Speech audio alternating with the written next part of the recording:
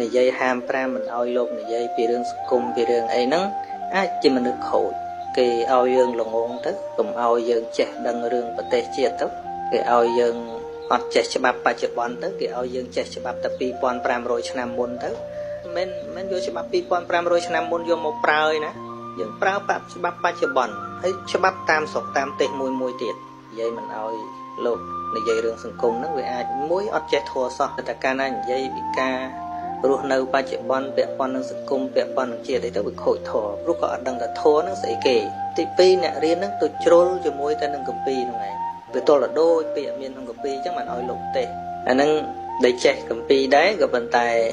ចេះឲ្យយកមកប្រើការអត់កើតទី3មកថាអាចជាមនុស្សខូចដែលគេមិនចង់ឲ្យយើងយល់ដឹងសង្គមនៅគេធ្វើបាបយើងការទេសនាហ្នឹងគឺជាការបង្រៀនមនុស្សឲ្យយល់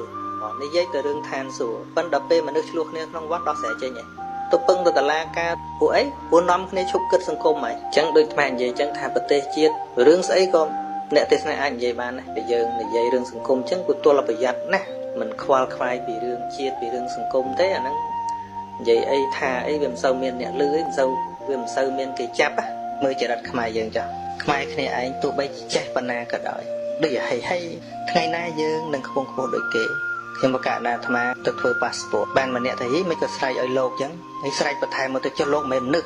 ឯណាទៅដែលថាពុទ្ធសាសនាជាសាសនាបោះរដ្ឋអ្នកធ្វើការរដ្ឋគ្មានដឹងខ្យល់អីសោះខ្មាស់ថៃណាយើងមានរឿងអីបន្តិចមិនចង់អោនក្បាលចំពោះថៃទេប៉ុន្តែទង្វើយើងវាចាញ់ថៃបាត់ទៅហើយអាត្មាសរសើរជាតិគេបើអាប់ខ្លួនឯងទៀតប៉ុន្តែមានកន្លែងខ្លះគួរឲ្យបង្អាប់ចឹងមែនពុទ្ធសាសនាជាសាសនាបោះរដ្ឋអ្នកធ្វើការរដ្ឋមិនចេះអ្នកមោទសៈផងមិនដឹងតែត្រូវនិយាយមួយលោកថាម៉េចផង